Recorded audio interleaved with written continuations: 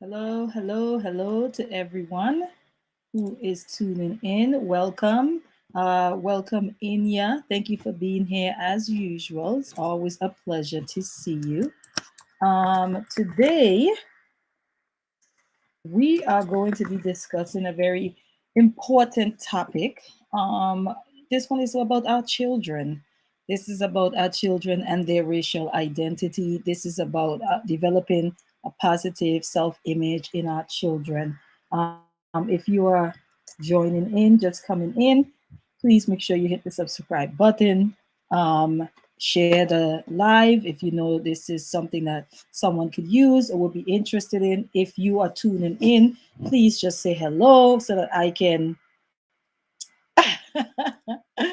Hey Arshawn, it's always good to see you.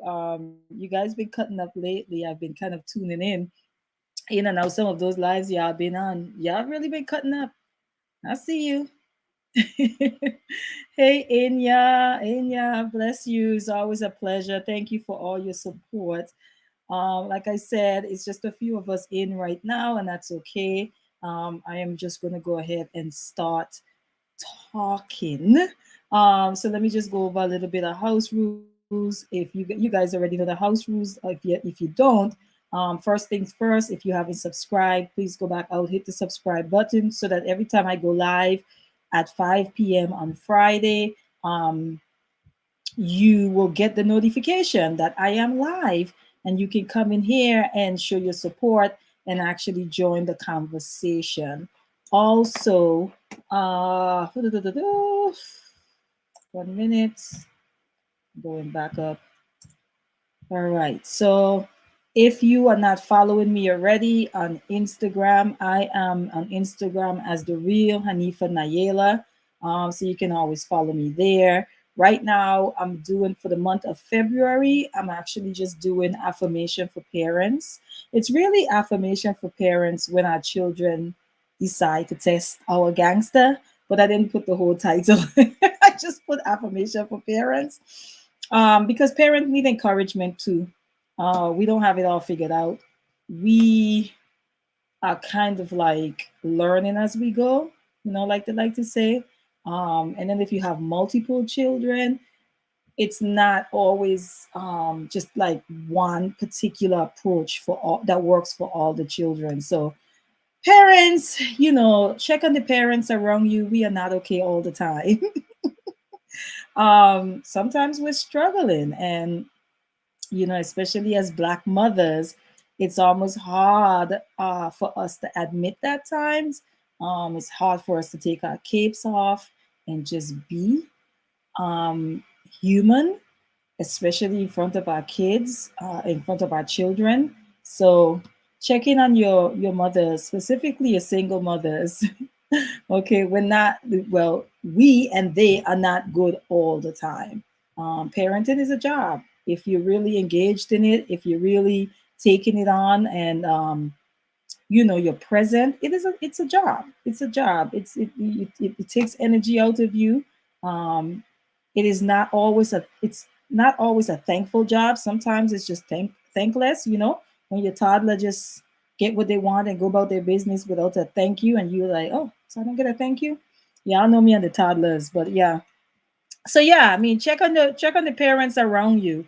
But today, the topic for today is developing a positive self image, or positive Black image, actually, in our children. And the reason I wanted to talk about this, what kind of provoke this title, is because right now there's a lot of back and forth. We are calling it the gender war, right? The gender war.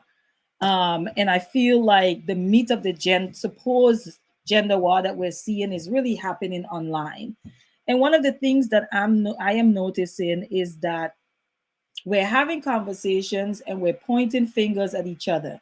The men are saying the women are out of order and the women need to get themselves together before they decide to start treating them a certain way. And then the women are saying that the men, are responsible for the woes of the community and they need to get themselves in order since they are labeling or calling or declaring themselves the leaders. And so the women are saying, then lead if that's the case. And so women are feeling like if you are saying you're a leader, then if stuff is in chaos, then the responsibility falls on you. So there's a back and forth happening between women, men, black women, black men right now. We are witnessing it. People are profiting off of it. I actually think some people are actually exaggerating for the sake of exploitation in a sense. But people are, getting views and so forth just because we keep talking about it, because there's a lot of like drama involved and people like to tune into like drama. So there's a lot going into that. And the reason why I picked this topic, because one of the things that I realize is that when there's war, there's always casualties of war, right? And so when you have the woman and the man constantly bickering and fighting each other, constantly at each other's throat, they are not trying to find any resolve to come together, right? While that is happening, that war is happening, we are creating casualties of war. Those casualties of war are what we call children. So we're talking about building the community, we're talking about futuristic plans for the community, but somehow we are not including the children in these conversations.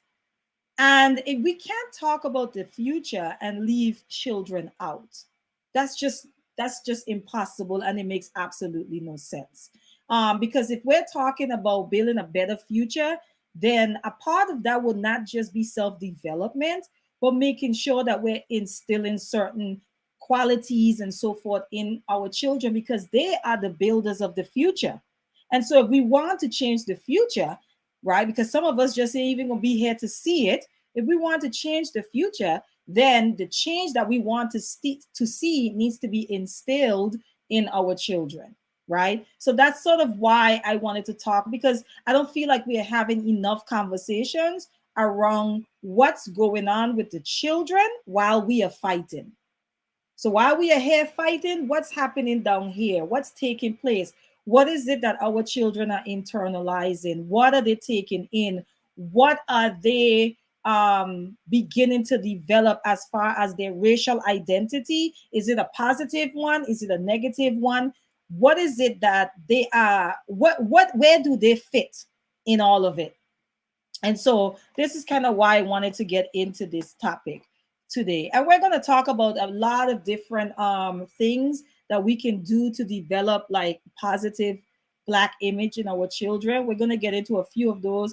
I'm going to be watching the comments as people come in, so you guys can make sure you guys can share things that you are currently doing as well with your children that have been working.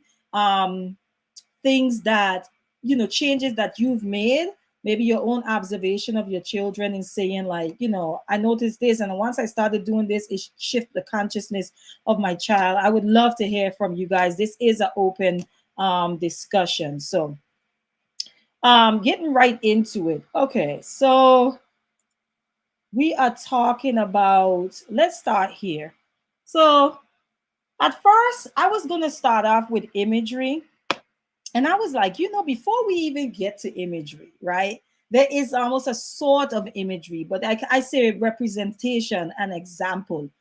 So the very first example of blackness, of racial identity, comes from the parents of the child. It comes from us, right? Hey, I see Tiffany. Hey, I see you.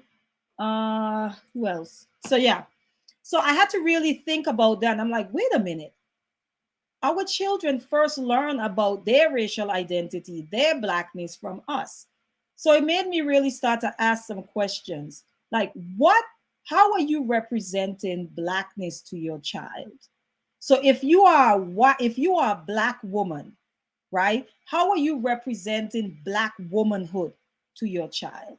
When your child observe you, when your child see how you sort of navigate this world, when your child listen to the way you speak, right? When your child listen to the way you speak about black women, right? When your child listens to the way you speak about Black people in general, and we're going to get into that next, what is it? What messaging are they receiving from you? Are they saying, okay, when your child see a stereotype, well, let me say this. When your child sees a negative representation of Black womanhood, is it confirmation for them or is it an insult to them? Because let's be honest, there are some children when they see a loud, rambunctious, attitudinal Black woman on television, for them, they give it a nod, a head nod, because that is for some of them, that is the way their Black mothers act, and that is the way their Black aunties and their Black grandmothers act. So for them, it's not offensive because it's like that is my reality. You know what I'm saying?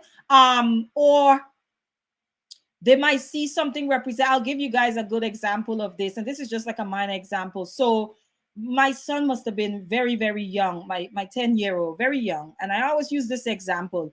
Um, he goes to the continent, he goes to Uganda maybe every 2 years. So he was much younger. I remember this. And we were watching television. And it was, you know how they you know how they show Africa on television. Y'all know with the tents and, you know, I'm not saying that that doesn't exist there, right? It does. But when he saw it, he had to be in about 5. He asked me like, where in Africa is that? Because when he goes with his dad to Uganda, that is not his experience, right? And again, not saying that it doesn't exist, but he also know that there's another side of Africa that he's not seeing on the television. So when he saw it, he's like, well, which part of Africa is that? You know what I mean? So I had to have that conversation with him.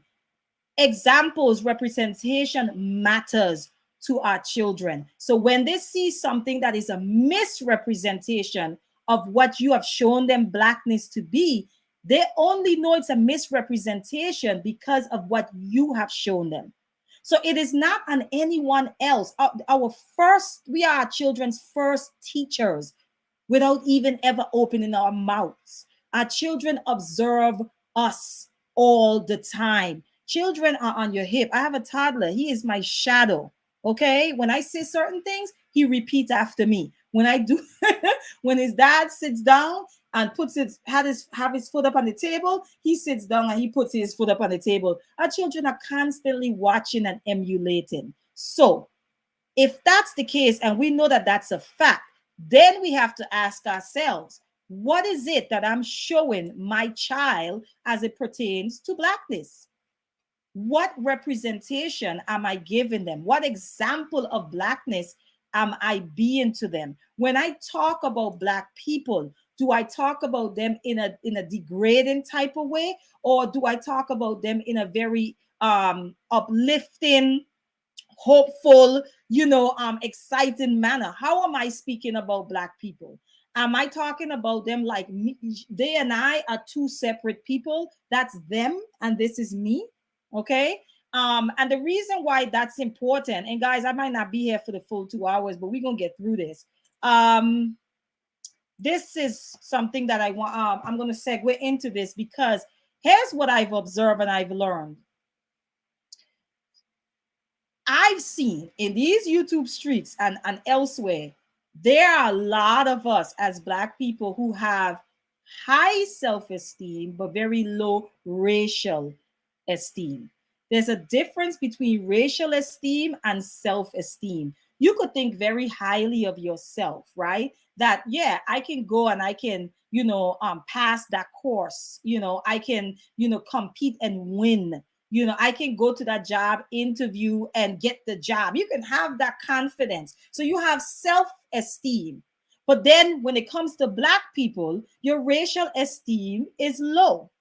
The goal is to kind of have the both of them here with each other, right? And where does that come from? That comes from when our children are in our homes and we are speaking as if we're Black too, but we are separate from those Black people. So we encourage our children to be go-getters, to go get the bag, right? And to do all of these things, but then they also have no knowledge of self, because racial esteem comes from knowledge of self. It comes from knowing your history.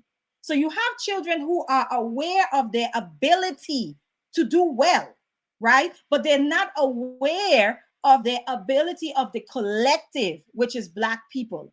So we want to balance that out. And one of the ways in which we balance that out and to encourage racial esteem is to teach our children their history. Now, when I say history, let me stop right here, and because I have a tendency to keep going. Um, I see Danique, good day, Hanifa Nayela, peace to the chat and love to the God, and peace to you, Danique. Inya says, if parents are in pain, how do we express in healthy in front of children without them looking at it negatively? That's a really, really good question, Inya. For me personally, and I'm glad you brought that up, because there's a lot of conversations and a lot of people tend to say, well, if people don't know, they just don't know. And this is why I'm having the conversation now. Hopefully, someone sees this or someone is listening and they can take something from here and make it practical in their life, in their parenting with their child. Now, if parents are in pain, let's just stop right there. A lot of us are in pain. Now, I believe though, as adults, we become responsible at some point for that pain, right? And if you know that that pain is trickling over into how you are parenting and it is affecting how you are parenting your child, if you are repeating unhealthy parenting patterns from maybe your parents, and if you are able to see it as that, that's a start. Because there are some people doing it and they see absolutely nothing wrong with it. There are some people doing it and it's like, what's the big deal? But if you're able to say, this is affecting my relationship with my child, that's the beginning, right, of your healing process right there, which is acknowledgement. Okay. So you say, how do we express it healthy in front? And to be honest, Inya, I don't think you necessarily can. And this is why I talk about self-development a lot. And we're going to discuss that as well.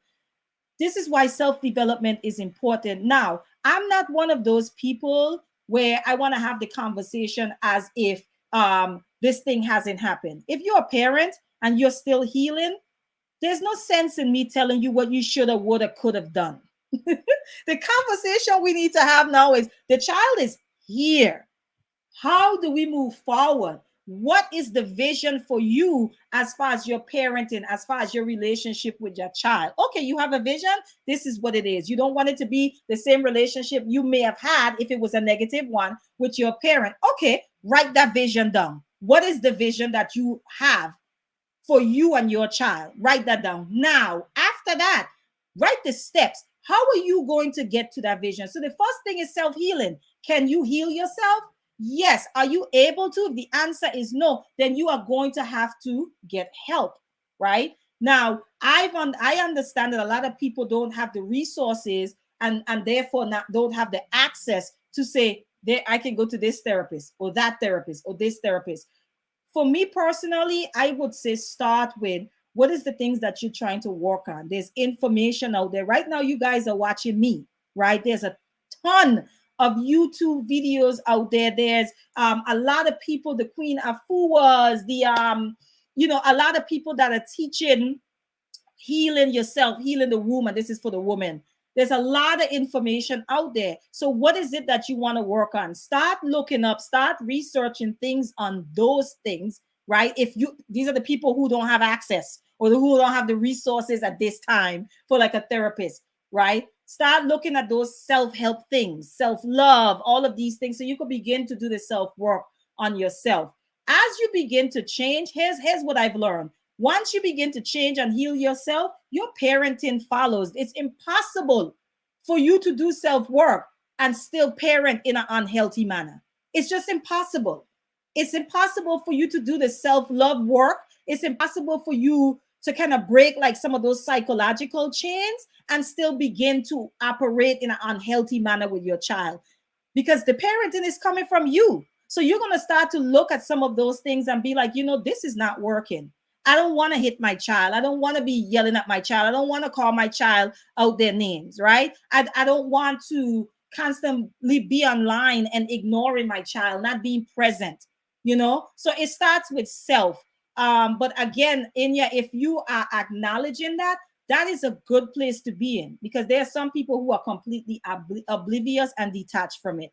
um what the funk says, I watch 90s black cartoons and black. Yeah, you know, it's funny. My son actually, my 10-year-old, actually enjoy the older shows, what the funk. I didn't know that until like he started watching. Like he would name some of them to me and I'd be like, what? But sometimes he watched them over at his dad's house, you know. But that's something that I got from him. The idea, I got it from him because I'm like, I guess he's enjoying the shows. Um, okay, Arshan. Let me see. I'm just going through. I want to make sure I. Oh yes. I have that. What the funk? Black Sun. I have the books actually for my son. That's a good one for those boys, especially the ones who are into like comics, which I think most children are. And I learned from reading and studying that, because I used to be like, you know, comics is not real reading material. I used to be one of those parents, but I quickly let it go because I realized that there is it is a tool and it is beneficial, because one, they're reading, there's usually a moral to the story. There's like a lot going on in comics and my son loves them. So I'm not uptight about them anymore. You know, I let it happen. And one of the sets I have is the Black Sand. So if you guys have boys, even girls, they might be into it. The Black Sand, what the funk is saying, it's free on YouTube. um Okay, you guys are shouting out each other. Oh, we have a, what do you call these people? Oh boy, how can I do this? Because I usually just block them. Did I block the person? Oh, okay. All right. So yes, yeah, Ashan, tough one. Um, that is a tough one. And yes, I acknowledge it. I started writing again. It really helps me. Yeah, yeah. And you know what, Inya, if you have older children too, maybe encourage them to journal. You know, and you know what I learned about children, they be trying to find the easiest route possible. So you might send them to journal, and they might give you like 2 sentences, and be like, "I'm done," you know, and you're like, "What? That's all your thoughts for the day?" You know, they might give you 2 sentences. The sun is shining. There is no rain. The end. That's how the whole children operate. So Tiffany's saying, oh, my thing is going backwards, sorry guys. Yeah, as I started to work on myself, I noticed the ways I grew up. I no longer wanted to practice on my son. For example, beating. Yeah, yeah, I agree. Once you start to heal certain things about yourself, your parenting, everything that you do, how you interact with people, the way you speak about yourself, the way you speak about your children, it starts to shift because your consciousness is shifting. That's a automatic. Um, Tiffany said, yeah, 1 sentence. Okay, so the next thing I wanted to talk about. So yes, the self-esteem and the racial esteem, where you have, and let me tell you guys right now, I've seen it.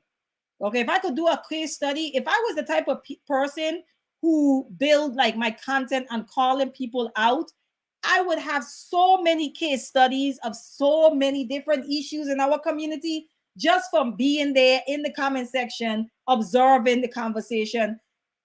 I mean, I know a lot of people who have high self-esteem, like they're proud of themselves, you know, they're cocky. But when it comes to racial esteem, not at all. Not at all. I've seen people on panels that I can look at them and see that we black people are an embarrassment to them. We are an embarrassment to them. So what happens is, clearly they got to a point where they're just like, I'm separate from those people, right? Because of their racial esteem. So now I'm going to separate myself. I'm going to become something different so that I can throw rocks at these other people. And the reality is that you are black just like they are. So that's what I mean about self-esteem versus racial esteem. How do we instill that in our children? Racial esteem, a big one is history. One of the things that I realize is that a lot of us, I mean, we got the same, they call this Black History Month.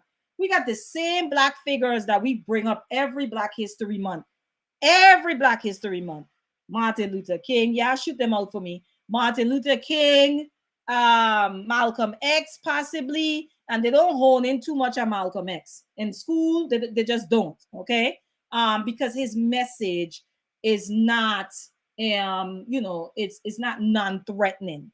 Who else? They might throw up Harriet, Rosa Parks. And there's nothing against these figures. Like, our children should know about them. But what I found is that a lot of us, that's as far as we go. We either go from the time of segregation or we go to slavery. And that's about it. But Black people existed way before that, right? Black history, slavery ought to be taught to our children as an interruption, right, in our history, and not necessarily an interruption, but like almost like a comma. I don't know. You know what I mean? It shouldn't be taught as our complete. Oh, Booker T, George Washington Carver. Yes, you guys know the list. The same people over and over and over. But when we teach our children, I don't want to say don't teach your children about slavery. But I would prefer that we teach our children about what was happening with their ancestors, with people that look like them, what was going on before slavery entered the equation, before colonialism entered the equation. That's what it is that I want our children to know. And I think a part of the racial esteem, the low racial esteem, is that you keep telling them that they come from slaves and that's it. Slaves, as if these people got on the boat, they paid the fare, they paid the ticket, got on the boat, came over and volunteered as slaves. That's how we talk about it. Your ancestors were slaves. No, your ancestors were enslaved. There's a big difference in how we talk about it. So in racial esteem, we have to go and teach our children beyond slavery. What were our people doing? The kingdoms of Mali, right?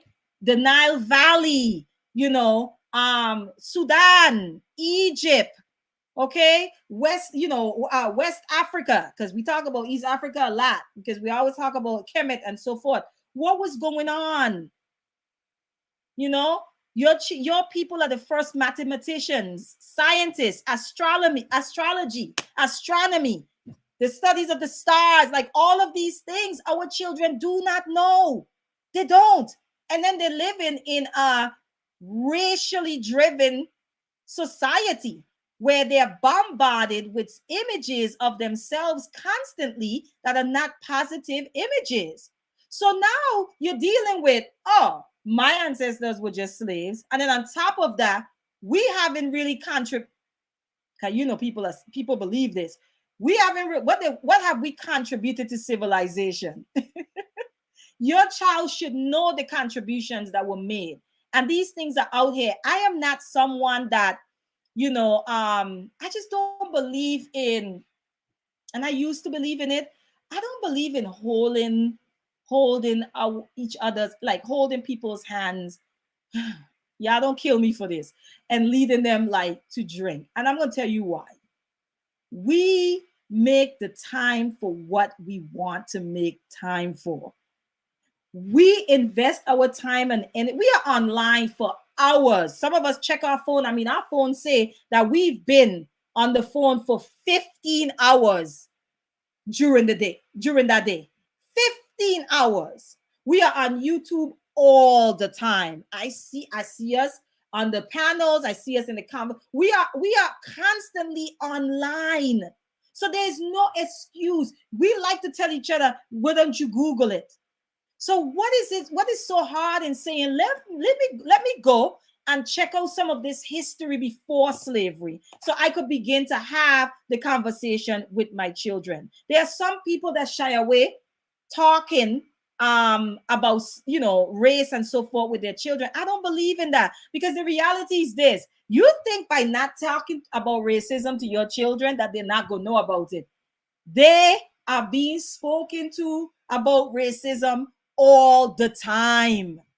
As soon as they leave their home, race is there. It's always in front of their face. So you might want to get ahead of it and have the conversation. Okay.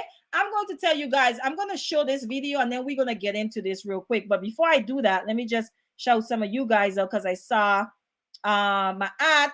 Peace, my aunt. I see you. Nakia, teach them the full timeline, the truth. Very true, very true. OG Patrice, as usual, peace to you. And I just want you guys to know, at any time, you guys, actually, let me go ahead and do that now. Let me go ahead and share the stream, because I be forgetting. But at any time, you guys can join the conversation. Okay, that's not a problem. You guys can come on up and join the conversation at any time. Peace to you, OG Patrice. It's always good to see you. Let me see. Genesis, gotta be online to see them. True. Okay, let me see who else. Arshan. He says it's my first time here. I don't know what she's talking about. Oh man. Ashan, we be all over these streets, these YouTube streets. All I'm saying is that it's very interesting to me when it comes down to teaching our children and doing the research and doing the work. We are very, a lot of us be like, well, I mean, we just don't know where to start. And I'm like, you sure enough knew where to start. You knew where to find that video about that latest gossip, about that celebrity gossip. You sure knew where to plug that in and to find it. It's no different, but it has to be a priority and it has to be important to you. But I wanted to show this little clip real quick. Hopefully you guys can see it, right? Let's see. Did you know that since the 1940s, when Kenneth and Mamie Clark first conducted the doll test, that most Black children tested chose the white doll? What do you think may be the factors leading to that outcome? The Clarks provided Black children with a white doll and a black doll to choose as their preference. In most cases, since the 1940s up until 2016, most Black children choose the white doll as having the best characteristics and the black doll as having the worst characteristics. These characteristics include which doll was the prettiest, which was nice, which was smart, which was bad, and which was ugly. The vast majority of the children chose the white dolls having all favorable qualities and the black dolls having all negative qualities. Given that it's been 75 years since this test was first created and that the statistics have not changed in terms of what preference the Black children have had, I think it brings into critical question why.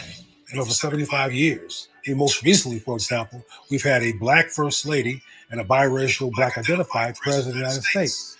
And doll tests were done during his administration, and they still came out the same.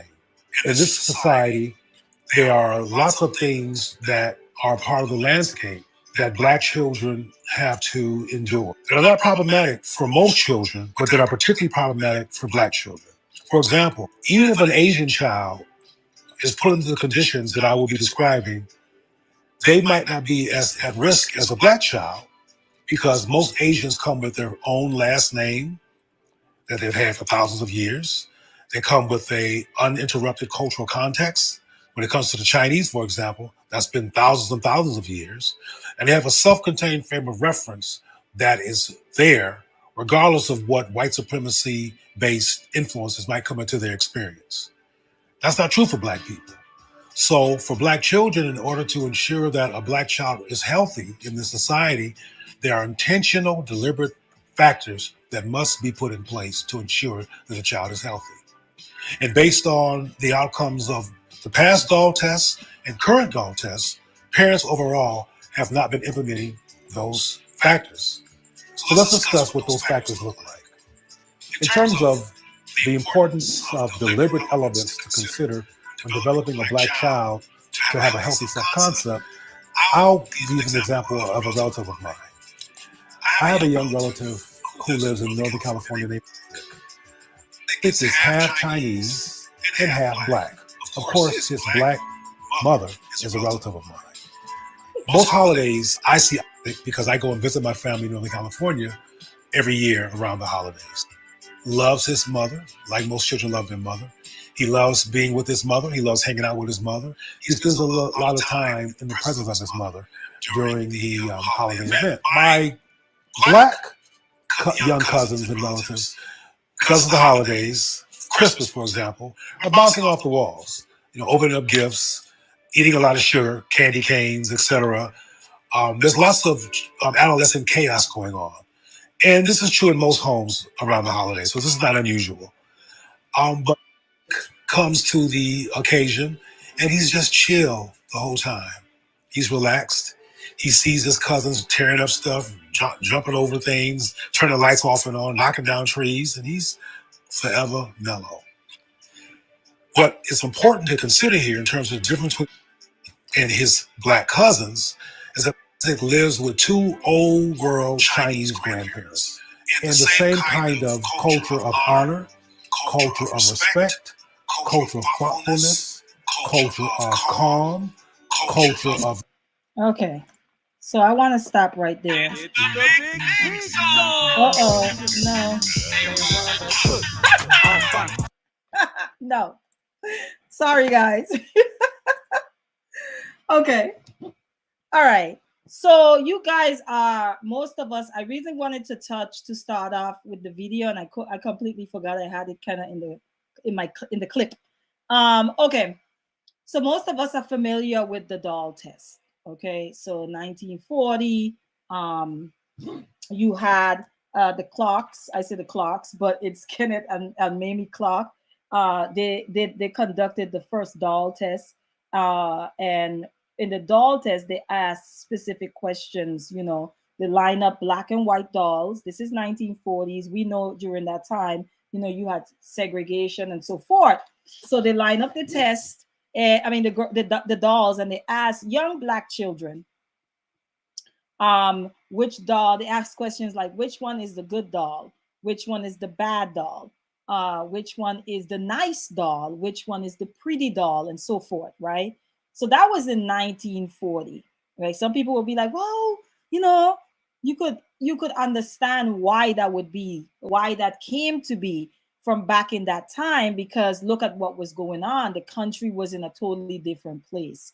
That was before integration. Since then, we've made progress. All right. So then now we can fast forward. And I think Oprah aired this, where the test may have been done, I want to say probably like about 2010, right? The test was done again. The results were very similar. And let's be clear, the doll tests have been done over 70 years in different ways, and the results tend to still be the same. I think that a part of it is because people think a little progress means that somehow racism has dissipated. And so then now it becomes a thing of, well, because racism is no more, Black people no longer have any excuse. But we know, anyone that understands racism knows that racism is alive and well. So now I had to ask myself, what if they do this test today? And you guys can give me your thoughts. If they were to conduct this test, this experiment today in 2022, what do you guys think the outcome would be? What do you guys think the answer would be from some of our children? And these children were as young as 4 and 5 years old. Okay, think about that. What do you guys think the answer would be? I kind of have an idea. I was doing, when I was watching the video and trying to find the video for tonight's discussion, my 10-year old, yeah, that's right, they did it a few years ago and it was the same results. Okay, so we have disrupted the conditioning. We haven't disrupt. Thank you. That's very true, Arshan. It would be the same results. Okay. OG says pretty much the same, pretty much. And we are in 2022, and it would still pretty much be the same results. When I was watching the video, one of the things that I did notice, because my son, he just turned 9 this in January, guys. I mean, turned 10. he kind of peeped over and he saw the video and he was like, "Oh, that's the doll test." So now I'm shocked because I don't remember having a conversation with him about the doll test. So I turn and I say, "What do you know about the doll test?" Right? Because I'm always looking for windows of opportunities to have certain conversations with my children. I don't really believe in the approach of indoctrination, like just beating it over their head. I think because children always present multiple teaching moments. I mean, they can't help it. Okay. That's just how they are. You're going to have so many moments. You might miss some of them, but they are always there with children. And so when he said to me, "Oh, that's the doll test," I said, "What do you know about the doll test?" And he proceeded to tell me that he remembered the doll test from the Kaepernick movie. I don't know if you guys have, I haven't watched it, but I know that he had came when he came back to me, he told me he watched it at his dad's home. I said, "Oh, did you guys watch it as a family?" He was like, "No, I just thought it was interesting and I just figured I'll just watch one of the episodes." And then I kept going. My son is not into football. I think he have an idea of who Kaepernick is because of the kneeling, and so I know that. But he's not into football. He's not into any of that. So I was like, okay, he just took an interest in the series. And then he proceeds to tell me that they brought the test up in the series. You guys help me out. Those of you guys who've seen it. So then I had the conversation with him. Yeah, on Netflix, right? And so he was just saying to me, I said, "Well, if you're given the test, how do you think you would respond?" And he's like, I mean, they ask questions like, which doll is smarter? And he's like, but I can't know that just looking at them. I haven't talked to them. We haven't engaged each other. I haven't had any, like, I haven't played with them or anything. I haven't even had a conversation with them. So how can I decide based on just what they look like who's smarter?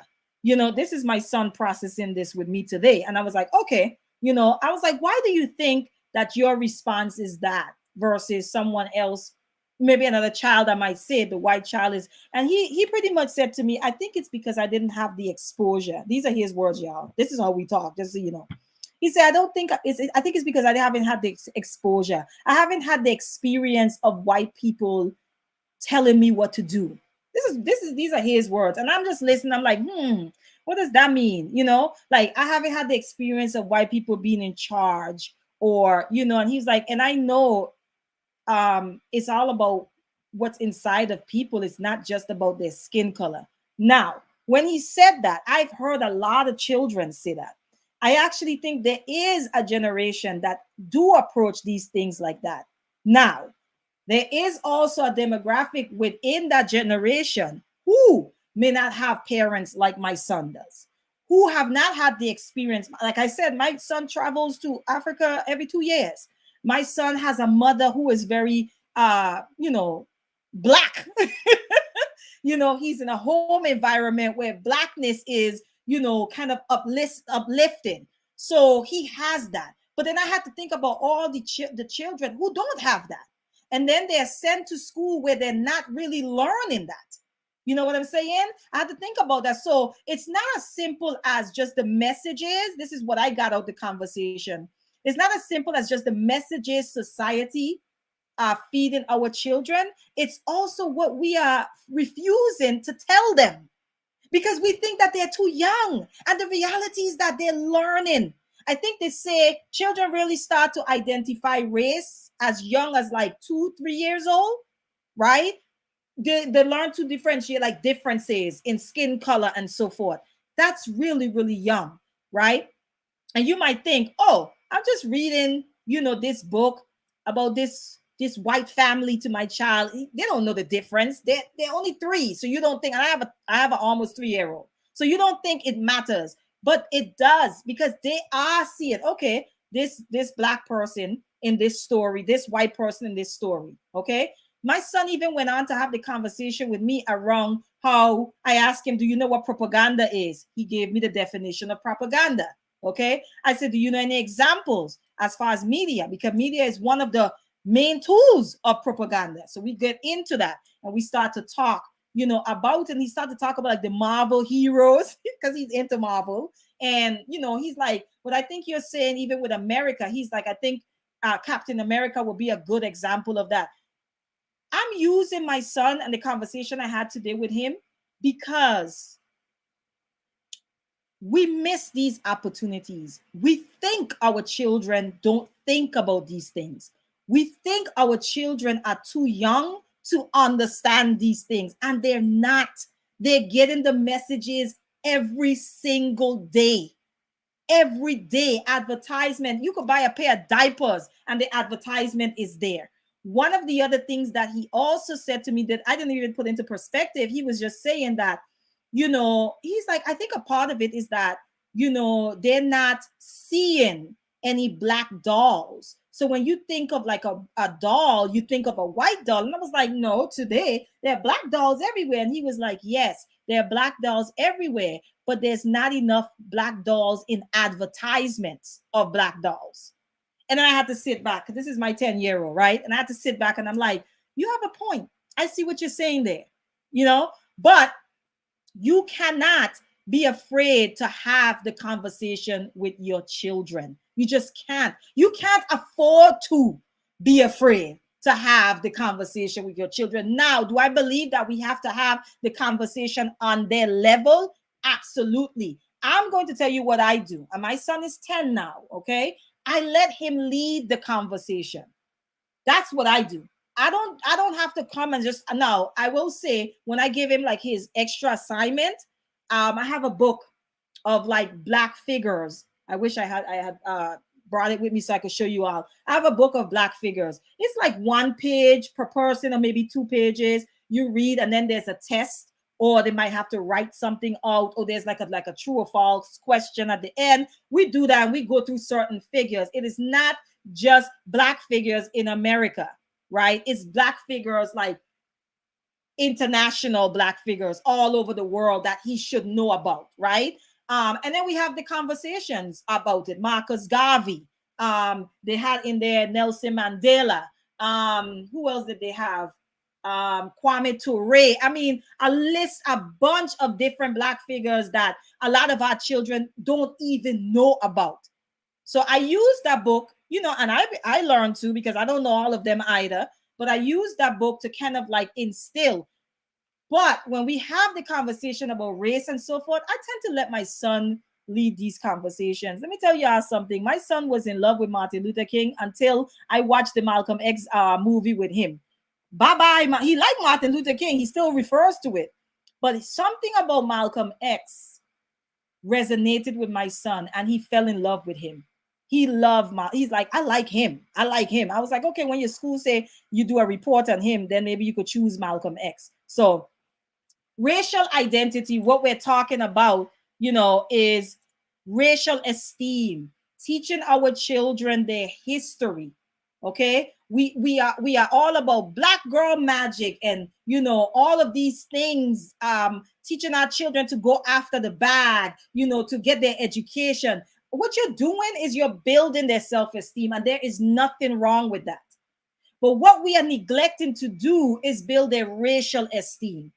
So we have a bunch of children who are likely to present like sellouts when they become adults, okay? Because they have no racial esteem, okay? There is no excuse for the condition that black people find themselves in.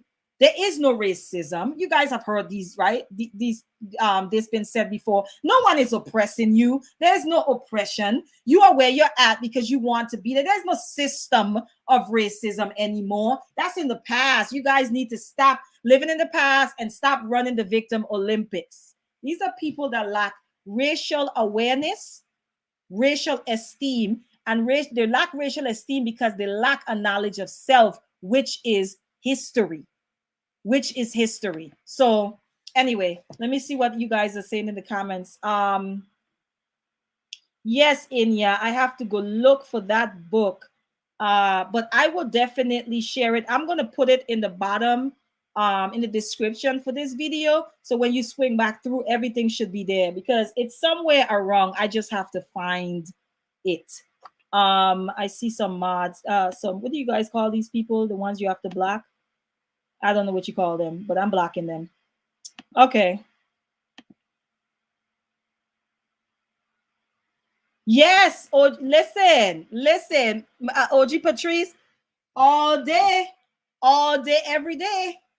Okay, and these are people who they're getting money. Okay, they're well off, they have the good jobs, they believe, they have confidence, they're cocky, whatever that is.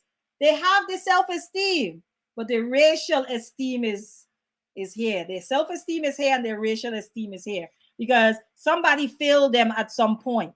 Somebody did not teach them. I'm not saying that they didn't teach them deliberately. They probably didn't know themselves.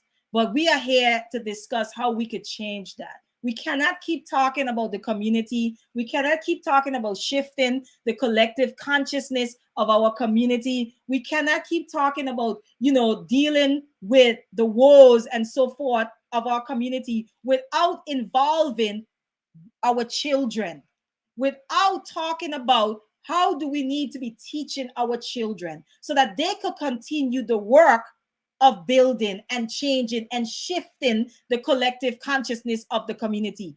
What type of children do we need to produce to make that happen? What type of children? Because these children are not going to stay little forever. So what are we doing? Okay. Oh, Ashan, you couldn't see them? Okay.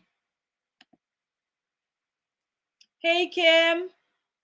All right. So Inya says, transparent moment. At 17 years old, I always wondered why God made me look the way I look. I thought white was better. Seeing the condition of our people made me hate myself. Yeah. Inya, you are not alone. You are not alone. Like there, even today in 2022, there's a 17-year-old right now feeling exactly how you felt when you were 17 back then. And that's why we're saying when I asked the question as far as the doll test, what do you guys think the outcome of the doll test would be in 2022? And everyone said pretty much the same. So Inya, you are not there's someone, a 17-year-old, feeling exactly how you felt back when you were 17 years old. Okay, thank you for sharing that. And I don't think that you're alone. A lot of people grew up around with people dissing them or talking about their big noses, their big lips, their extremely dark complexion. They have words like darkies. We hear a lot of the Africans when they get into the diaspora conversations. What always comes up? Well, they call me an African booty scratcher. Okay, so there's all of these things. I know in my own family, my one sister was darker, and in my head, I could remember us saying some like mean things in reference to her skin complexion. I could remember that, right? I could remember that. So, and then you're seeing the images on TV, you're growing up and you're seeing people being hosed and ran, by bitten by dogs. Today, we're talking about the George Floyds. You have to watch that over and over. And then after those things happen, watching people get off scot-free or probably getting a small sentence. Like after, what is that doing? What is that doing? And also, when you are constantly in reference to the doll test, when children are constantly bombarded with all positive image of whiteness and all negative, mostly negative image of blackness, then they have what we call internalized racism. Even here on YouTube, you always hear the conversations where I'm trying to be nice, y'all. I'm trying to be nice. I am really trying to be nice here because we're talking about children. But I'm going to go ahead and tell y'all how I feel truly about this. When we have conversations as Black people and we set things down, we're trying to talk about how do we better ourselves? How do we become better as a community? And somebody comes into the conversation and has to say, well, white people do it. You guys don't say anything. Let me tell y'all something about Hanifa. White people and the history of white people, as far as my people are concerned, they will never be my moral compass. I will never they will never be my point of reference of goodness. They will never be my point of reference of if they could do it, I could do it. You know the diabolical things that these people have done in history, and you guys still want to use them as your moral compass, as your point of reference for virtue and for what's good as your metric of goodness and being a good person? How do we do that? So when I hear those conversations and it always comes up as, oh, white people, I'm like, why? Can we just have a conversation at the table with black people about black people and what black people need to do to better themselves? Can we do that? So I just wanted to throw that in there. I see somebody here calling saying the big lips, my big lips. That's my childhood friend. Yeah, you know, people have been teased about their thick lips, you know, the texture of their hair. You know, we've all observed, and even today, I'm telling y'all, one of these, oh gosh, if I could do a case study, oh Lord, the colorism that is in our community is disgusting, to the point where we participate in it and we are unaware of our participation in it. We have a bunch of cowards today who are hiding behind preference, and they're colorists. How do I know your colorist? Because preference does not allow me to treat somebody else different or less than what I prefer. That's preference. Colorism says you are not worthy of good treatment. You are not worthy of protection because you are darker. This person here who is racially ambiguous can pop off, can go off, can say whatever they want to say. And I am not going to call them masculine. I am not going to call them out of order. In fact, I am not even going to check them. I'm going to check you because you black. But the racially ambiguous person is more deserving of gentleness. We have terms. Spicy. They're not disrespectful. They're spicy. But black women are angry and disrespectful. I've seen this over and over. I might not say anything unless I have to, unless I am on a panel, but I've seen it over and over. And here's the thing: when we talk about representation and we talk about examples, now you guys, I'm warm, as you can tell, I'm warm now. Okay, when we talk about representation and we talk about example, our children are watching this. Our children are watching this. I'm about to step on some women's toes right now. Okay, you cannot expect your daughter to love her natural hair and she's never seen your natural hair. This thing of don't do what I say and not what I do doesn't work. It doesn't work. So you think as a black woman, that you could just tell your daughter her hair is beautiful. You think you could just tell her she should love her natural self. Her natural self is beautiful. She should embrace it. You think that should be enough because your mother, and it's coming from your mouth. But you don't realize that you have to lead by example. You don't realize that that child is watching you talk about your hair and how hard it is and how difficult it is to take care of. Okay? You don't realize your child is watching you talk about other women's hair texture.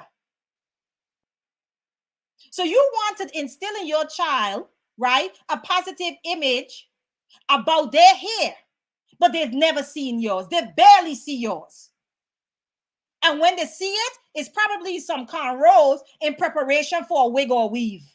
That's the only time. That's not how this works. Since we're talking about example, I'm gonna breathe for a minute, guys. I'm coming through the comments. You guys are okay. I'm gonna calm down. I just get passionate about the children because we give our children a lot of mixed messages. Okay, I'm gonna get on the men. Imagine you have a dark daughter.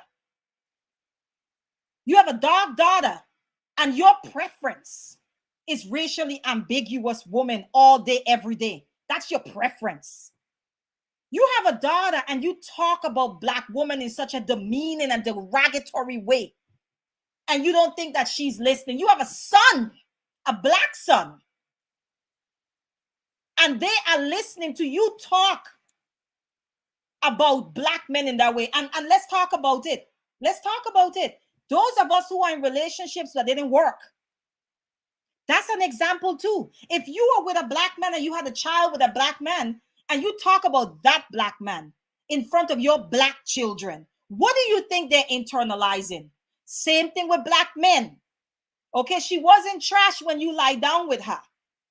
She wasn't all these derogatory names, and your sons are hearing you talk about their black mother in that manner. What do you think is happening? Again, examples. Okay, I had to talk about that. I think I've been carrying that colorist thing. I've seen it on YouTube over and over and over again, and I just wish that we weren't so cowardly. We weren't so cowardly in admitting what's really happening. That no, it's not a preference. And if you're saying it's a preference, let's just be clear. Your preferences are informed by something. A lot of us, we prefer black people because that's what we grew up around. To be honest, let's be honest. The culture in which we grew up informs our preference. Let's be honest. That's why you have some people who end up in interracial. They'll tell you when you hear their story, they went to all white schools. They were like there was like 1 out of the 3 children in the white school. Then they went to a PWI. Most people meet their significant others in PWI. But before the PWI, they done been in all white schools. One of the 3 children in one of the 3 black children in the school. What you think is gonna happen? But I digress, guys. Let's move on. Let's move on. Okay, so we have, let me take Kimberly Have. She says, I've been hearing a lot of black men on YouTube saying I'm a man first. I don't like that. What's wrong with saying I'm a black man? Nothing. Nothing. I think it depends on the context that they're talking about it in, to be honest, Kimberly. That is how I would be able to kind of dissect that. I think it depends on the context they're speaking of it in. Ashan says, my immediate family is 6 different shades. I never felt a way, but almost all of them felt pain behind shade, let alone racism. Emotional wellness is hard. Color makes it harder. I agree. Emotional wellness is difficult, Ashan. And then you pile on color and our biases and all of that on top of them. And then you have Inya. She says, I think the natural hair movement on YouTube started something great. Men and women were walking with their froze and locks and were so confident. Very true. Very true. I agree. The YouTube movement, the natural hair movement on YouTube played a major part. One of the things that I also noticed with, and I've talked to my friend about this, you had a lot of black women that were following certain, we have so much internalized stuff that it's very important that we're honest about it when we encounter it in ourselves so that we can do the work, right? In detoxing, in undoing those things. But a lot of us are so dishonest. We're so dishonest in these conversations, and we're dishonest with our own internalized racism. And the truth be told, I think all black people have it. Honestly, if you haven't been doing the work since you was from birth, and even then, I think we all have it to a certain extent. Sometimes I'm talking and I have to self-correct, like, no, I shouldn't have said that, but the natural hair movement and YouTube what I observe is that you even had black women who, they have the what do you call it? The categories for the texture of the hair, like the 4C and so forth. One of the things that I observe with black women who might have a more kinkier texture, a more tighter curl pattern, right? So people would say a more kinkier texture here. What I found that they were doing is they were following these racially ambiguous women who had a certain curl pattern that was completely different from theirs, right? And then those women will say, here, this is what I use. You got to get the one in the red cup. Okay, you got to get the one in the red cup with the aloe vera in it. And girl, I'm going to tell you, your hair is going to be popping. And completely leave genetics out of it. And so then you have the woman with the kinkier hair called pattern run into the store trying to get the product with the aloe vera in it. Okay. And I had a conversation with my friend around this, and I said, why would you not follow someone who has a similar hair texture to you? Why? Do y'all want to talk about why? Why? Why are you following someone whose hair texture you don't even have? Why? Again, because we have this idea of anything that is closest to whiteness, and that includes texture, that includes features. We see it as better. We see it as good. We see it as that thing that we want to attain. And that even goes for hair texture. So although I agree, Inya, that the natural hair movement, it did a lot. It did a lot. I mean, people were out here trying to finally do their own natural hair, like put in the work and do the hairstyles and so forth. And the other side of that is that our own internalized racism was actually trickling over into that movement as well. When you have Black women looking at people who's called pattern, they will never get, I don't care how much aloe vera is in the product, you will never attain that level of curl because that is not your hair pattern. That sister has somebody in her family, some mix up. In fact, she might be mixed with white and black, and that contribute. Genetics is the reason for her curl pattern. Genetics is the reason for yours.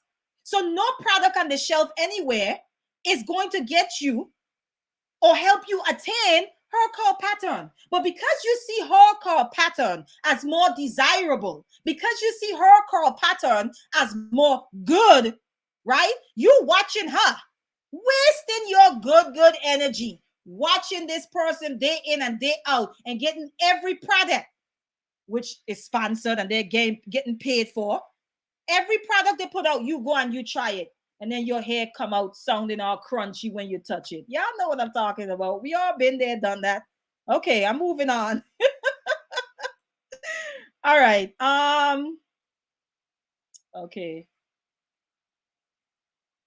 Let me see who else. Any other little comments? She about to have me praise breakdance and these dudes looking for Ashan, that's a conversation I'm willing to engage in at any time. I've seen enough of it. It is disgusting. Even men that I respect, I have seen them do it. And I respect them. And I knew that when it was happening, they were unaware of it. They were unaware of it. Where you would put a Black woman in timeout for speaking in a certain way. You will put her in timeout. In fact, you might call her out her name. And then here comes a racially ambiguous, quote unquote, exotical, and they could just trample all over your platform and say whatever they want. And everybody's like, oh, you're so cute. That's a conversation I'm not afraid to have. Not at all. Because I've seen it enough times. I've seen it in real life and I've seen it on YouTube. It's a thing. Okay. Let me see. Enya, I love when we tell the truth. Maybe one day I'll walk in boldness. Ashan, you already do. Enya, I did that. Then I realized shea butter, water, and braids work for me and the children. Enya, how much you spent on those products, Enya? How much? Our children are watching us. Okay. Ashan says, it took me years of frustration to realize Dax and Morris didn't wake me up like everyone else I knew. We don't understand ourselves enough to even be ignorant. We don't even know what we don't know. And I agree with that because you hear even like adults, they end up saying like, the people that tease them the most about their features, about their skin color was other Black people, right? You hear that a lot. And so these are the people who their racial kind of esteem is down here and their self-esteem is up here. So it's like, they don't feel ugly personally, right? But they don't really like Black people. You know what I'm saying? But it's also, there's a lot of trauma and pain there as well, which I don't think that we talk enough about. It's more so like get over it. But we've hurt each other over the years. And this is why I'm talking about this today because we know we experienced it when we were growing up. How do we stop it from continuing with our children? How do we do that? I am not one of those people where, do I believe racism exists? Yes. Do I still think that black people are in the fight for complete liberation? Absolutely. But here's what I do not subscribe to. The one place that you have control and you have dominion is your home. It is your home. There is no white man unless you allow them in through the television, through media of some sort. There is no white person or whoever in your house, okay, indoctrinating your children. You have control over that. So for me, your home, and I tell people all the time, it's the epicenter. It is the training ground. It is for you to equip your child so that they can go into the world and navigate this racist ass society and still come out strong, right? And still come out confident in who they are as a black individual. That is your job. But we are busy on here talking about who should submit and who shouldn't submit, and why black women don't want to submit, and black men being emasculated, and we hate each other. We all here talking about this, and somebody else is raising our children. Somebody else is raising our children. Okay, I see Anne Jaras. She says most children will grow and or return to what they know. Yes, we're the Bible believers in here. Isn't there something in the scriptures? Teach a child in the way that they should go, and they should never depart from it. Ashan, Minister Ashan. Isn't that a scripture of some sort?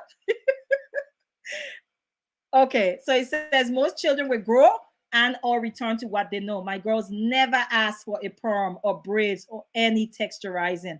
Not saying they didn't struggle with the natural hair at times and at school. I agree with you, and I know Angeras in personally. I agree with you. But Angeras, a part of that too is that you, most of their lives, you had locks and you embraced that. You had your locks, you used to get them styled. So they're seeing that. Okay. Let me tell y'all something. You might see me in lipstick, right? The reason why I'm not, unless I'm about to go do like a photo shoot of some sort or something like that, the reason why, and don't get me wrong, because my sisters are, because they're divas or whatever. But one of the reasons, like I didn't see my mom wear makeup growing up, right? I'm an 80s baby, right?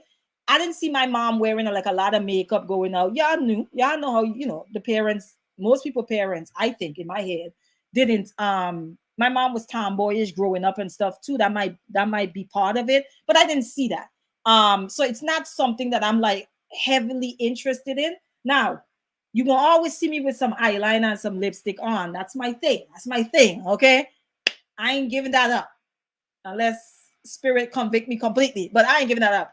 But what I'm trying to say is that children do or emulate what they see. And that's why I brought up the thing of black women talking to their children about loving their natural hair. And your child is not seeing you loving your natural hair, right? You have the same hair texture, but you always have it covered up. What do you think is going to happen with your child? The same thing is going to happen. Okay. Tiffany, she says it takes us experience these things for ourselves for us to actually get it. We then realize how much we don't love ourselves and work is needed. Thanks for this. That was for Minister Arshan. Oh, Quantum is fine. You can jump right in. Glad to see you here, sis. Arshan said, oh, yes, I know it's in the good book. I know it. Y'all know I used to be a Christian. I was a studious one. It's in the good book. You train a child, train a child up in the way that they should go. And when they become older, I'm paraphrasing now. Y'all don't come at me. They will not depart from it. I think that's kind of what it says. Quantum says my mom doesn't wear any makeup and I only do. Yeah. I think that's a thing. Now, the children who are in their 20s and stuff, and when I say that, I mean that usually children who come from homes like that, they really start to dabble heavily in like makeup and stuff like that when they get much older, from my observation. Now, are there like exceptions? Yes. you have exceptions to the rule. There are little girls that are into makeup heavily, you know. Hey Sherelle, peace to you. How are you? Good to see you back. I saw you over there at what do you call it? Gosh, at Lapeef Network. You be cutting up in that chat, in the chat. Child, I was cracking up laughing. I eventually fell asleep, but I saw you in there. Glad to see you, Shira. Welcome back. Hey, Quantum. Okay, make sure you catch the replay. I can't stop. Quantum says Rastar. Aye, okay. So yeah, I want to move on. And again, I'm going to share the link. You guys feel free to come up and join the conversation. I would totally love to hear from you guys. Let's see. Moving on now. Imagery.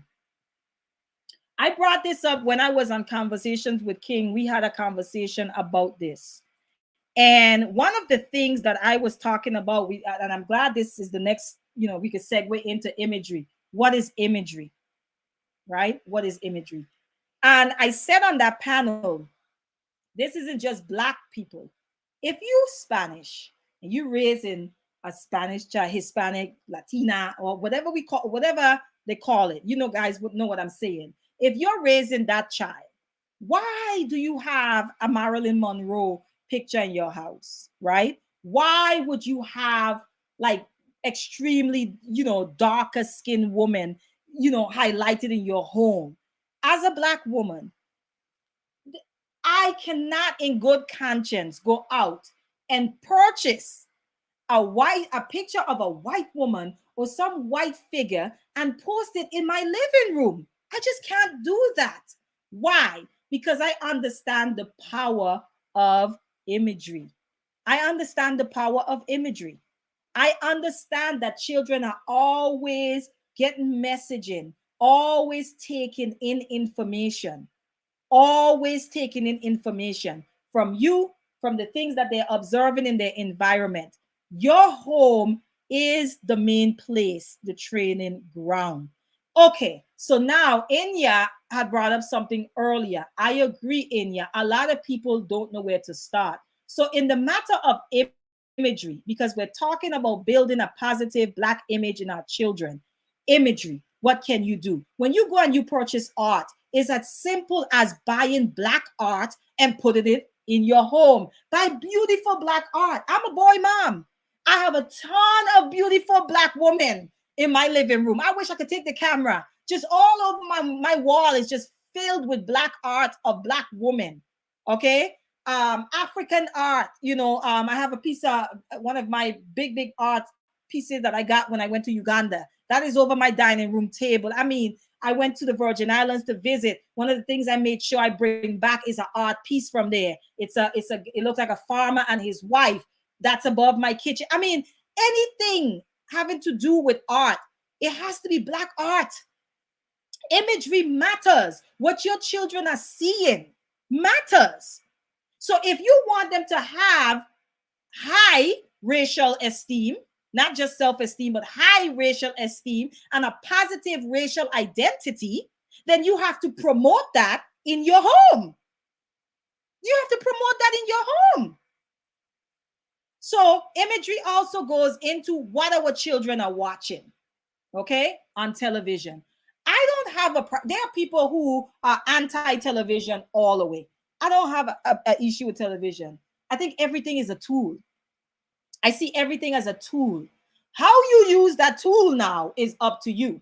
So if I have a hammer and nail and I could decide I could use those tools to build something good and something constructive and something that's going to help myself and my community, or I could decide I am going to use the hammer and the nail to build something destructive to myself, to my community. I'm gonna digress a little bit, because this is what comes to mind. I am all about Black girl magic. You want to know where I draw the line? I draw the line when our women and our men, the first this and the first that, and we're sharing them all over social media, and that is awesome. I draw the line when they go and they get these high degrees, and then they go and help to create weapons to drop bombs in certain places in Africa on people that look like them. I have a problem with that because now you're using your PhD to destroy your people. So yes, Black Girl Magic, that you acquired the PhD. But I draw the line when now you are using the PhD to advance the cause of people who don't love you, to advance the cause of people who are okay with seeing you dead. That's where I draw the line. That's where I draw the line. So I know I digress because I was talking about what we have, like tools. So it's not a matter of the tool. I don't have an issue with the television.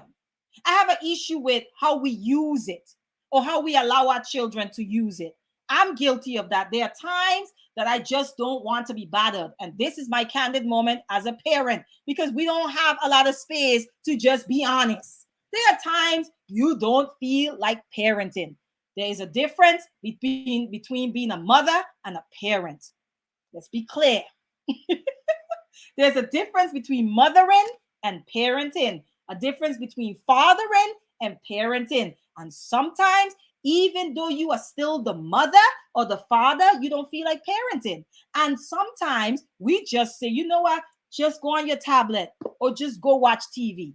Sometimes we do that. Now, should we be doing that every day? Hell no, that's unhealthy. We can't. We have to monitor what our children see. Now, talking about what our children are watching, there is a lot of people like me. I utilize YouTube all the time. I actually wrote down a few stuff that we actually put on. Oh, I should have put down Miss Monica. There is, if you have a child, my child is turning 3. There is Miss Monica on YouTube. She is a sister who have figured out how to, create preschool online. So it's just like your child would have circle time in their preschool. Miss Monica is technically having preschool on YouTube. So there's Miss Monica. Okay, she go through the colors. She go through what day it is. She goes through the weather. She goes through the shapes. All of these things that your child would probably be learning in preschool. And this is a black woman. So that's Miss Monica on YouTube. You guys, if you have younger children or you have a niece or whatever, you could look her up. There's also Akili. I'm sure most of you guys, some people who have children know about Akili. Akili. Yeah. So there's Akili. Akili is a Kenyan little girl, and they go on different adventures. They're teaching your children manners. They're teaching your children their letters. They're teaching your children the sound of their letters. Again, these are for the younger children, right? And then we have Bino and Fino. Bino and Fino helped me to learn the different like African flags and so forth, because they go to places like Kemet and they talk about certain historical facts about the place. So they take your child on an adventure. Again, these are Black programs that are kind of like, I would say, more based out of certain parts of Africa. So far, I think Bino and Fino might be West African, and Achilles definitely East African. Okay, they also teach them like different languages, how to count and so forth in Swahili. So you have that programming. There is Desmond Kids, is a Black guy. He's African American. So what he does is he'll use music like R&B type beats and so forth, and dances, like the most latest dances. I'm not a big fan of it, but the children love it, and it's a Black guy. He shows them all the different dances. He teach them manners. He teach them how to play well with each other, how to treat each other well and so forth. But it's a lot of singing, y'all, and I just can't.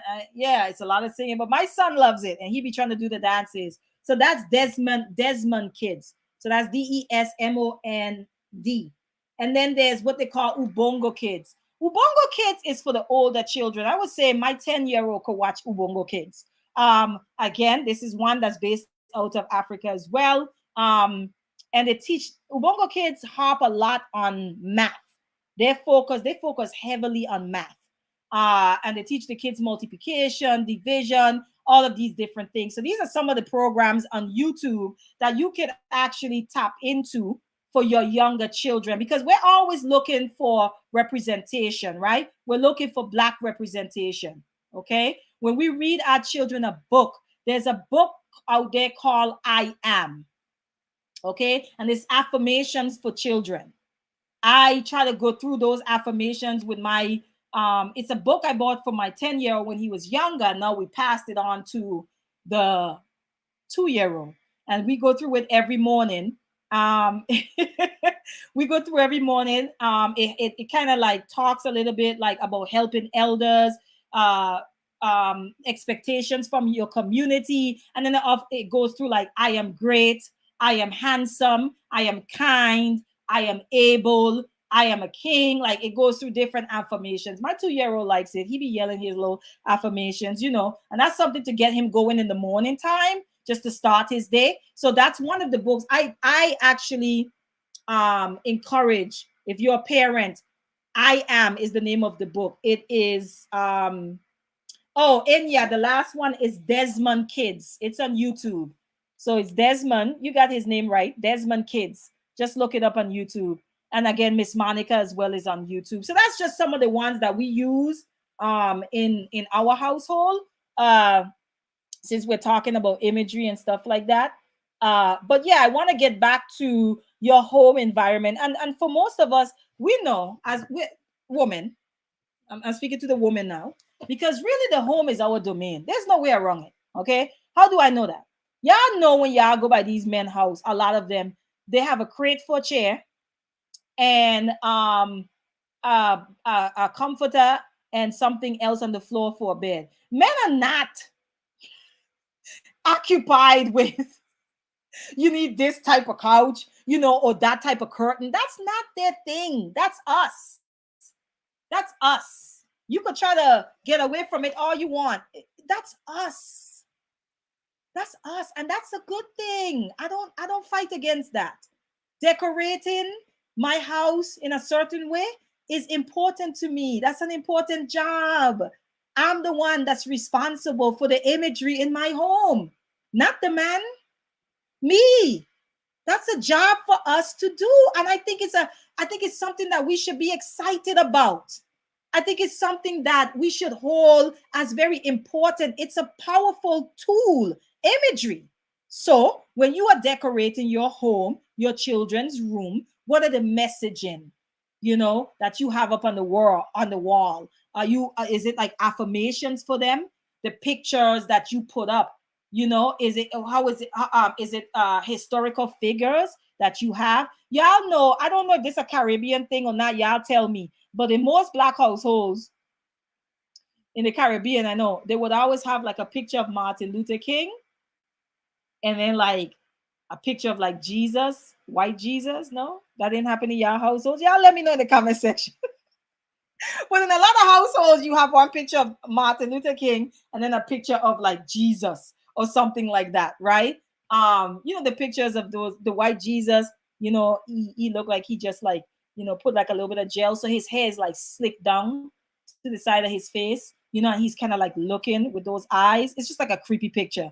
But that picture of yes, thank you, and of JFK. Yep, thank you, Genesis, of JFK, Martin Luther King and JFK. I don't know, Black Americans, my dear Black American brothers and sisters, let me know if that was a thing in you guys' household, where there was a picture of MLK and then a picture of, John F. Kennedy and maybe white Jesus. Let me know if that was something in you guys' home.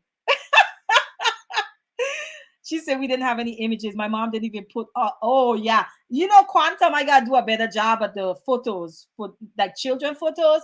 That's something I'm not really that good at. I'm just being honest. I'm not even good at like pulling out my phone when I'm in like out in public. All my friends be taking pictures. I come back. I might have like one picture in my phone. I'm very much about being in the moment. That's why. So I'm trying to do a better job. Oh, see, OG, she said, my mother, a pic of white Jesus. See? Oh, then she had the Trinity. OG Patrice, your mom had the Holy Trinity up in there. She had all three of them. You know, OG Patrice, I there's a, I think it's Sanetta TV, where there's a video on YouTube, Sanetta TV. They were on the streets of, I think, I want to say it was New York, and they were just stopping passerbys, and they had a picture of Garvey, Malcolm X, and the picture that they say is Jesus. I don't know if any of you guys have seen this. And they would stop young people, like teenagers, 20-something-year-olds, even adults, and they would stop them and ask them if they know any of these three people. Almost, I want to say 100% of them pointed at the picture of so-called Jesus and say, well, that's Jesus. Majority of them did not know who Marcus Garvey was. And then you had some of them who knew Malcolm X, some of them. But even and it was, when I say some, it wasn't majority. And that's when I was just like, you know, this has to start from home. It has to, you guys.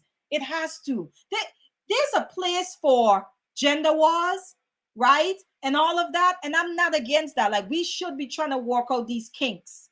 Don't get me wrong. But I need us to start to talk a lot more about our parenting and our children, because there is no future. There is no change in the future if we don't instill in our children the change that we want to see. It's not going to happen. It has to start from the home. It has to. And your child racial esteem needs to be up here. We're so focused on developing themselves, you know, go to school, get this, building self-esteem, and their racial esteem is low. Some of them don't even want to be affiliated with nothing Black, because for them, Black represents violence. Black represents savagery. Black represents lack of discipline and inferiority in 2022. And I want to say a lot of it begins in our homes. It begins in our homes. This is why we're having this conversation. Tiffany said, white Jesus, maybe, that's all, but most family picks. Yeah. Quantum, don't laugh. You know it's true. Oh yeah, I'll watch Sanetta here and there over the years. I haven't really I've kind of moved on from so many different things, but yeah. OG Patrice, she says that tells us we need to do better about our Black history and culture and the people that played a part in American history. Correct. One of the things that I'm big on is we need to stop teaching our children about slavery and not teaching them about the revolts and the uprisings during that time. That's important, because if you only teach about slavery, our children begin to think that Black people was just lying down and taking it, and that is not true. Do you know there are over 200, I want to say 250 revolts in the United States alone? And most of us only know about the Nat Turner one, right? Our children should know that their people try to fight back. They need to know why slavery went on for as long. Like it's beyond just your ancestors were slaves. No, your ancestors, some of them were rebels, some of them fought, some of them, in fact, some of them were willing to jump off of ships and die than to come to the Americas and live as slaves. These are stories we have to tell our children. How do we tell our children these stories? I think about when I was growing up. So in the Virgin Islands, every Virgin Islander, every single Virgin Islander know about Queen Mary. Every single one. I'm talking from the adults to the children. When I was growing up, they didn't just teach us about Queen Mary, okay? They made us sing about her. We didn't just learn about her. We sang about her. We sang about Martin Luther King. Okay? Look, we had a song when we were growing up. I know, y'all, I can't sing, so I'm going to just tell y'all what it said. It went like, I was in elementary school, all of us knew this song. Dr. King, Dr. King, Dr. King was a civil rights leader. Dr. King, he had a dream. And then we go forward saying he wanted everybody to whatever. But these were songs we had to sing in school because that's how children learn as well. this one way of teaching, there are multiple, like you could start and say, okay, we're going to teach it, then we're going to sing about it, then we're going to draw about it. Like, there are different ways to get stuff into the minds of children. And for me growing up, a big part of it was our music teacher. My music teacher was Mr. Leonard. We had to sing about these historical figures that were connected to our island. We had to know about them, and we learn about them not just in school, but also sing it through songs as well. So that's another way. And let me tell y'all something. You don't have to go out there and find a song to teach your child. Listen, I make up songs all the time. The new hit in my home right now is "You Are Smart. Hey, stop doubting yourself. You are smart." That's the hit in my home right now. My sons and we came up with it. So when I dropped my son off to school, before he left the car, I would say, "You are smart." And he would say, "Hey, stop doubting yourself." We made that up. My toddler, who is the musician of the family right now, because he's walking in the footsteps of his dad and his grandfather, clearly, he sings it. As like we were sitting down in the living room, I was helping my son with his work. My toddler is in the mirror and drumming, "You are smart. Hey, stop doubting yourself." And so we hear him and we join right in with him. You don't have to, the song doesn't have to exist already. Do y'all know how creative we are and innovative we are as a people? We are some of the most creative people on this planet. Not some, we are the most creative. I'm just going to go ahead and say it. So yes. If you don't have a song, create it. If there's a figure that you want to teach your child about, okay, create a song about them. Trust me, it's going to stick and it's going to help them remember the person. I promise you. Okay. Let me see. Ashan says have to be multimodal. Yes, I agree. Oh, Patrice, let me tell you something about the national anthem, right? We had to sing it in school. So I don't know if you guys can help me. I don't know if it's a time thing, because I have a friend that was from up north. She didn't know it, and I was shocked. I just thought that everybody knew, because I just want you guys to be reminded, the Virgin Islands is a territory of the US, right? So in my head, I was just like, well, everybody know this song. And I found out really quickly, everybody does not know Lift Every Voice and Sing. And yet we had to sing that song in school. We had the Virgin Islands national anthem, and then you have the US, and then we also had Lift Every Voice and Sing. That was something we had to learn. But here's what I learned. My godson, when he was in a certain county, he wasn't aware of that song, none of it. We moved to a different county, which is a more predominantly Black county.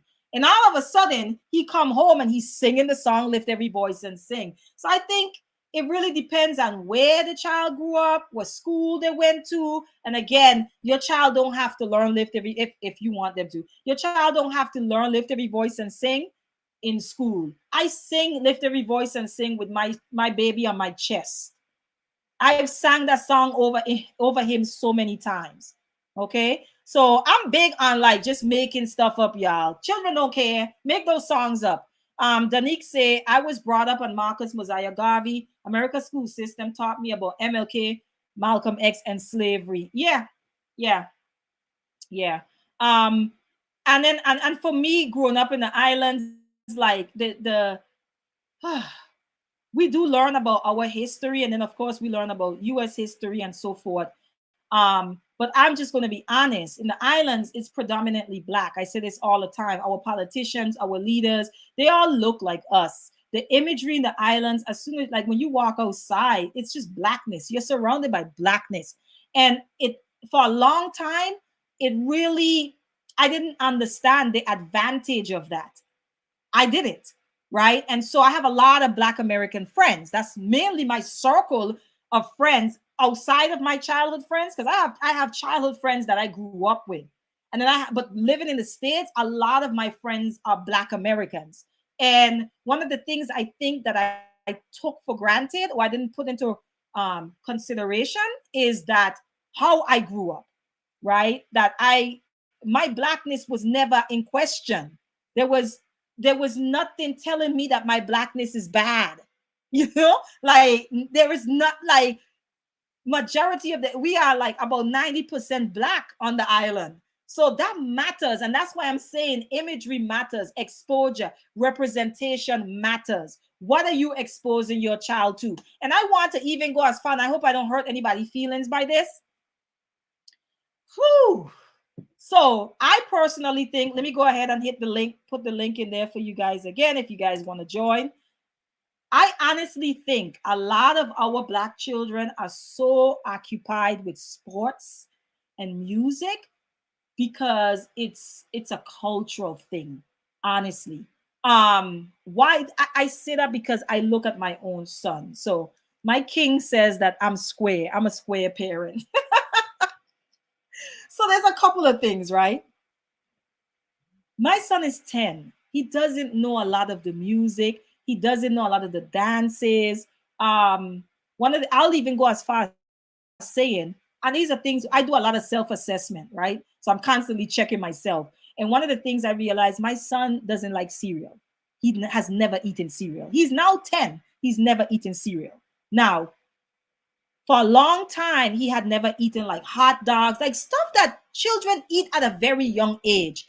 And it really made me step back and say, well, why is that?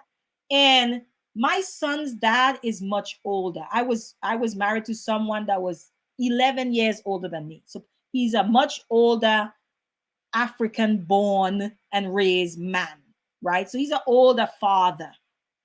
So the hip hop and all of that, like that's not his culture. So he is not really in that. He don't listen to the music. He don't watch, like not at all. He's very much into politics, whatever. So then now you have me. I'm from the islands. What I consider old school music, what I consider music that I like. I grew up on the islands, and then I also, at a very young age, I had become a Rasta, right? Which completely changed my consciousness, right? So even though I grew up around dance hall and so forth, it's like old school dance hall. It's not the dance hall of today, but it was still some raunchiness, right? I'm not into like the hip hop dances. That's not how I grew up. So what does that mean? This boy has two parents who are technically foreigners, right? So he don't know the dances. He don't be knowing the songs. He dances like really goofy and all of this other stuff. The other thing I realize is that he's not really big on sports. My son is more, I don't know, intellectually engaged, I guess. Why? Because he has those type of parents. The reason why I use that example is to say, it really is what you expose your children to. The reason our children are so heavy into the music that we are frowning upon is because that's the music we bop our heads to in the car. That's the music that we like, oh, I like that. You know what I'm saying? Our children are always watching and emulating us. We can't get around that. Okay. Sports, they might be in a home with a dad that's very much heavy into basketball, or their dad probably played basketball. All of it has to do with exposure. And I learned this from self-study, just watching my parenting, how I deal with my son. He's not interested in basketball. He's just not. You don't really, he likes when he hears old school hip hop and stuff, he likes it. Don't get me wrong, he does, okay, because he was born in the States and everything. But he doesn't know all the lyrics to the songs. Why? Because when I'm in the car with my son, the radio is not on. We are having a conversation. We are not listening to music. And I play a lot of music in my house. But even then, I'm cognizant of the type of music. So exposure. What are you exposing your child to? Okay, I really believe that a lot of our children are not interested in scholarship, in studying history and stuff, because I don't think we expose them to our scholars. I just don't think we're doing it. We're exposing them to celebrity, the people who doing music, the people who are in sports. So they think the only way to be successful is to go after music, and it's a small percentage of people that make it, or to go after sports and it's a small percentage of people that make it. You know what I'm saying? So we need to expose our children to more like people who are in the STEM, people who are engineers, people who are scholars, people who are professors, teachers. We need more black male teachers, right? Otherwise, our black boys are not going to be interested in being teachers. They're not seeing enough male teachers. So why would they want to become teachers? Why? It's like, no, I have no examples, nobody, that no point of reference. So exposure, imagery, what the children are seeing, it really, really does matter. Okay. And then the last piece that I have is around education. Okay, education. Doctor, if you haven't read Dr. Kunjufu's book, I just finished up this book, y'all. So this book here is called, he has one on developing positive self-image of black boys. His focus is black boys, right? I'm a mother of boys who I have to raise in America, and they are black. They happen to be black. They are in black bodies. Okay. And so as much as you guys feel like race is a social construct, it is a social construct, but racism is very real. And it's important that my children are equipped. So this book here is called Countering the Conspiracy to Destroy Black Boys. This is by Dr. Juwanza Kunjufu. If you can't access the book, you can definitely find him on YouTube. His lectures are on YouTube. Okay, he talks a lot about educating, how the education system fails black boys and why that is. He goes into how black boys develop in comparison to black girls, and how they continue to be compared to girls that's the same age but not at the same level of maturity, at least 2 years at more advanced than them. He begins to talk about that, how that affects their reading level, and so forth and so forth. But one of the things that I walked away with from this book is he says you cannot teach a child that you do not love. You cannot teach a child you do not love. You cannot teach a child you do not understand. You cannot teach a child you do not respect.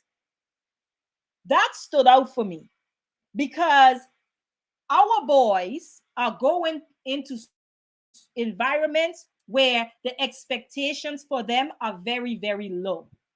And the teachers expect, there's studies out there about this. The teacher's expectations for your child affects your child's expectations of themselves.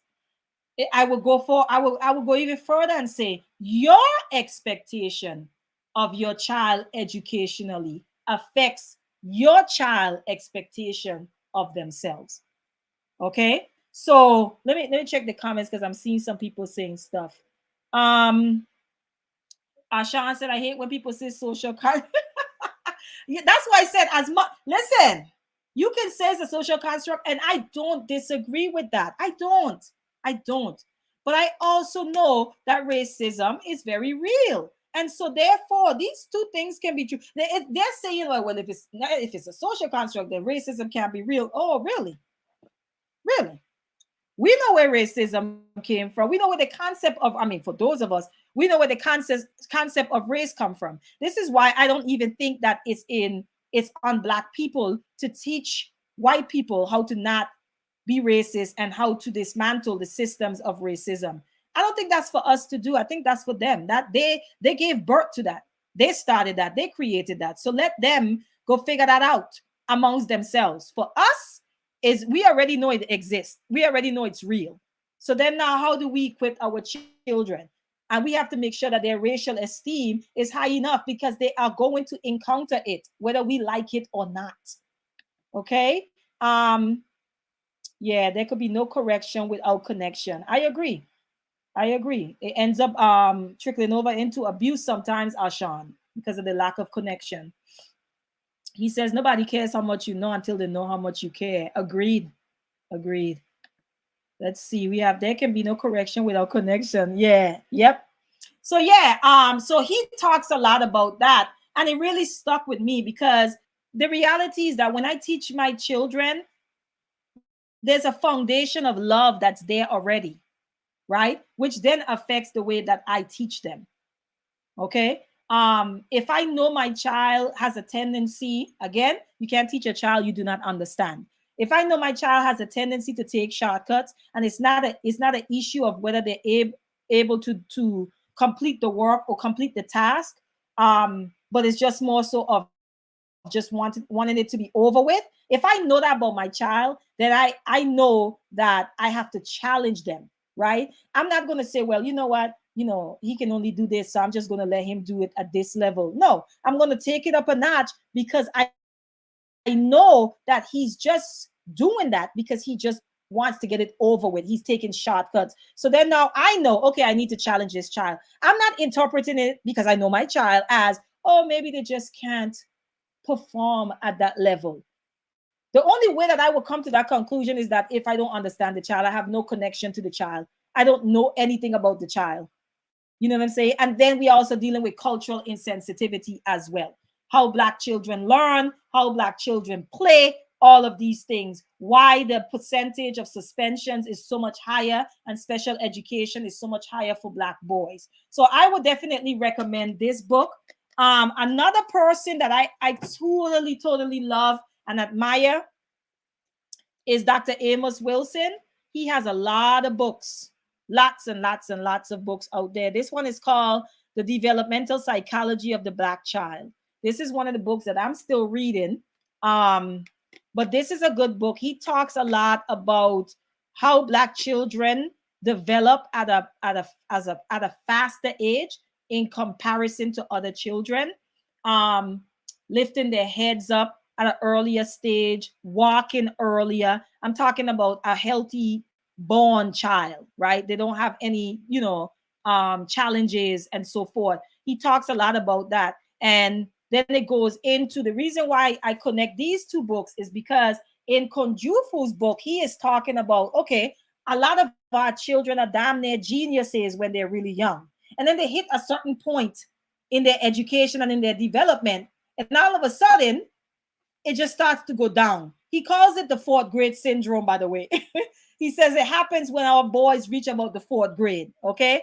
And the reason why I'm connected this book is because he talks about the genius of the Black child very early in life, very, very early in life. And just talk. So if we are aware that this is how most our children are developing, then it's sort of like, okay, so then what happens? And then if we know this and we could point out, then this is the issue, then we could fix it. So that's some of the books. I have boys, and so a lot of the books I read about Black boys and Black men, because my boys are going to grow up to be men.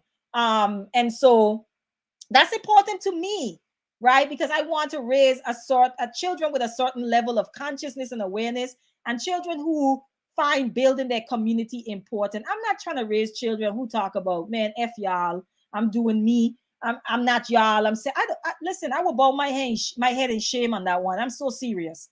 I am so serious as a parent. Let me see. Ashan, she says, there can be, okay. Ashan, you were saying, no, Ashan. Whoa. Let's not say that.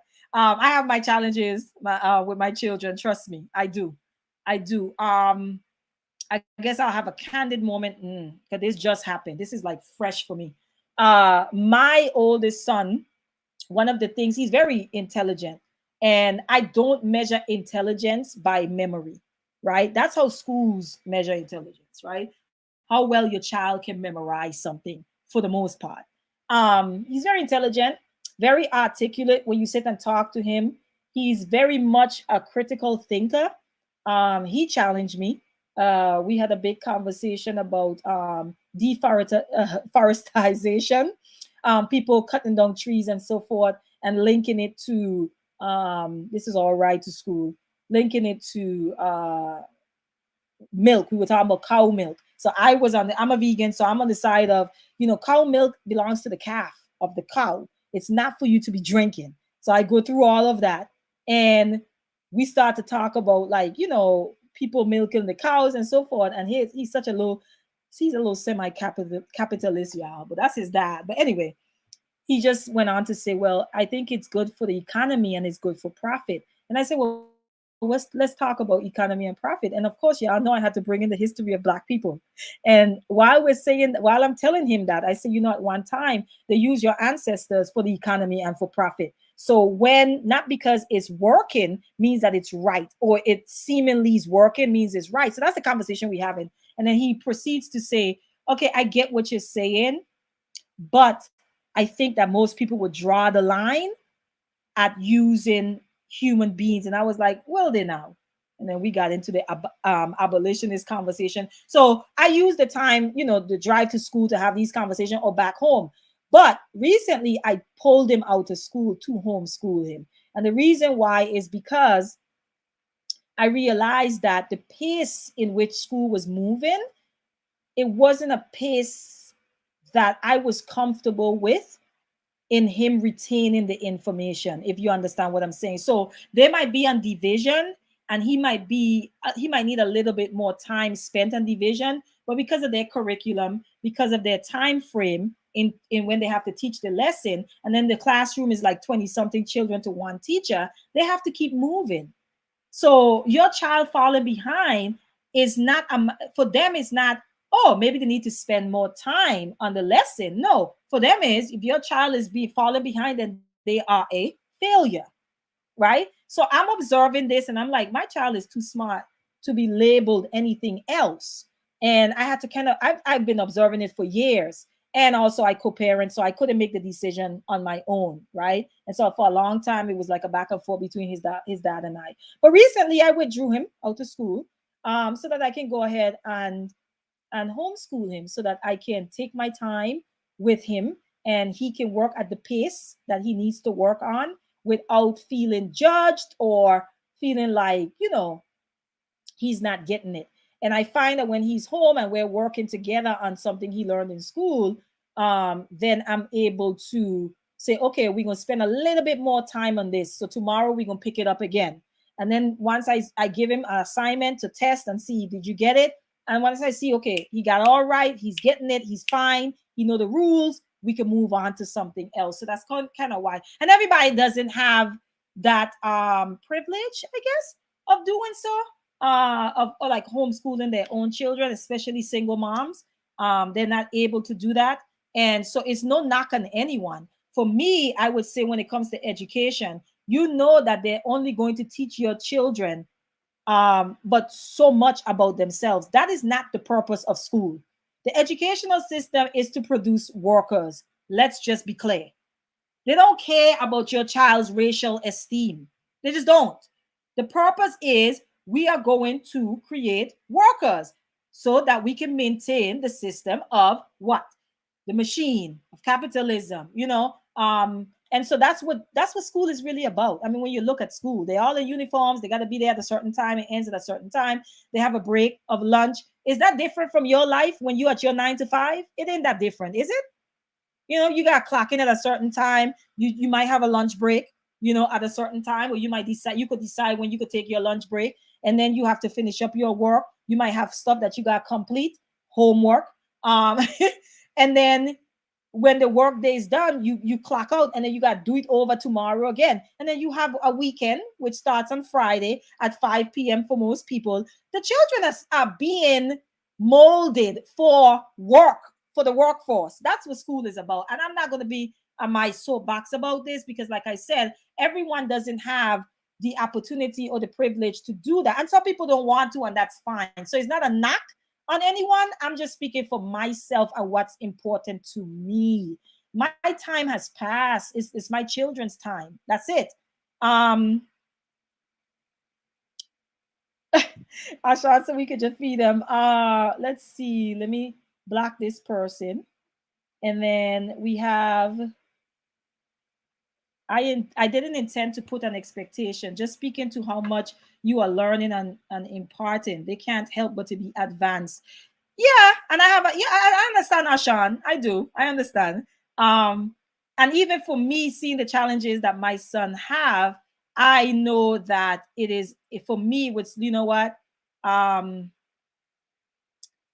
it's if I don't address it, if I don't deal with it, who else is? Who else is? It's not. Yeah, that's my job. Enya, say you homeschool now. I would love to see what you teach in your homeschool if you don't mind sharing, of course. Enya, I literally withdrew my son today. I've always like added on and taught him extra stuff. Like I told you, the one book that I use when I got home, when I get home, when he get home, I would do that book like on Sundays or whatever. So I was always one of those parents that still added on the extra stuff that I want them to learn. And that's another thing. You might not be able to homeschool your child. Let's say your child is going to school. When they come home on the weekend, take them to the museums. I am big on the museums. When summertime come, we frequent the museums in Washington, D.C., because we live in Maryland. We go down to the museums. I go to the museum. The only one I haven't been to is the new one.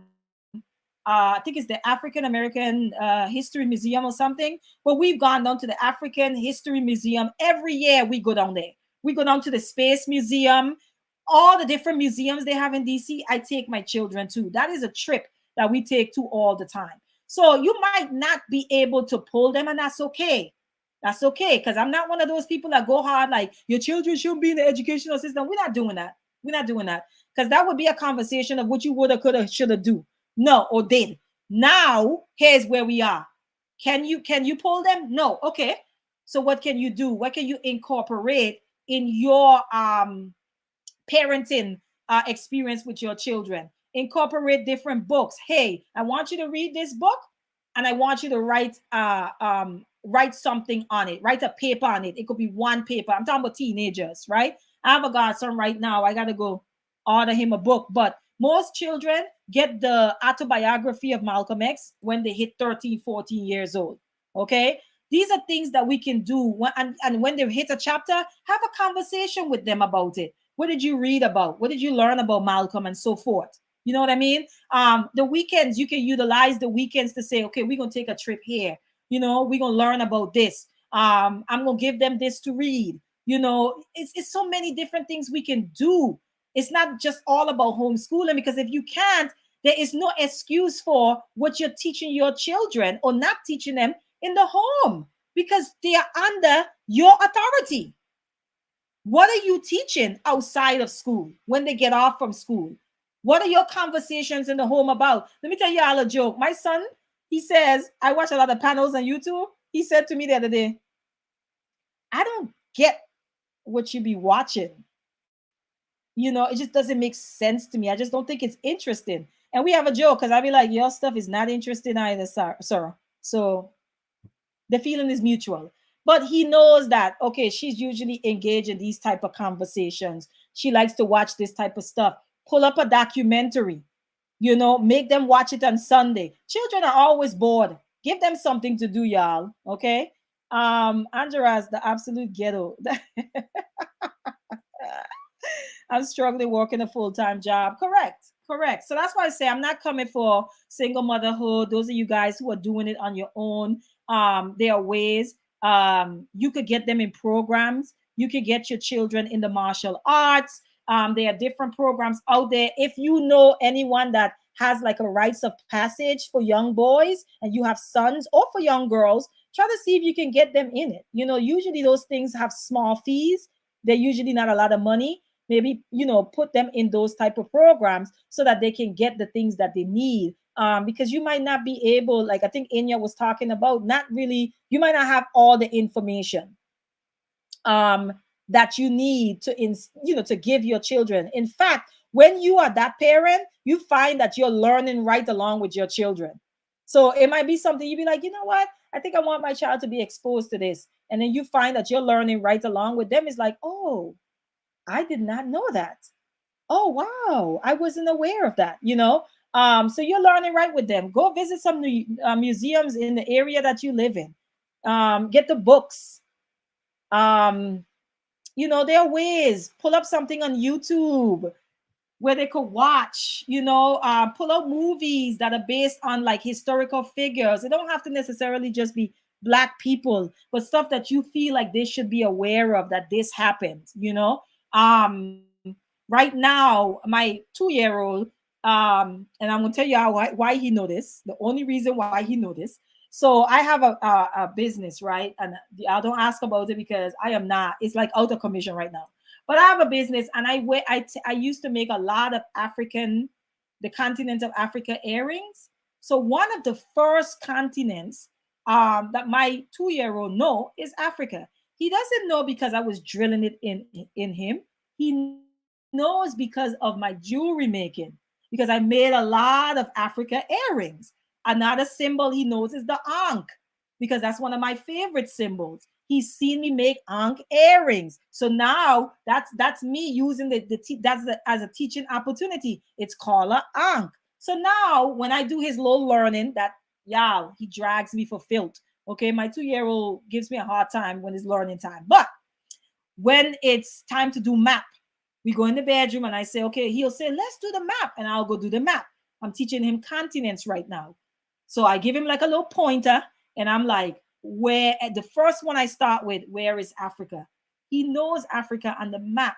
How does he know the shape of Africa? He knows it because he was always around me when I was creating earrings. He's known Africa since I think he was like 1.5 or like 1.5, and he's able to say the word because he was exposed to me creating those earrings so much.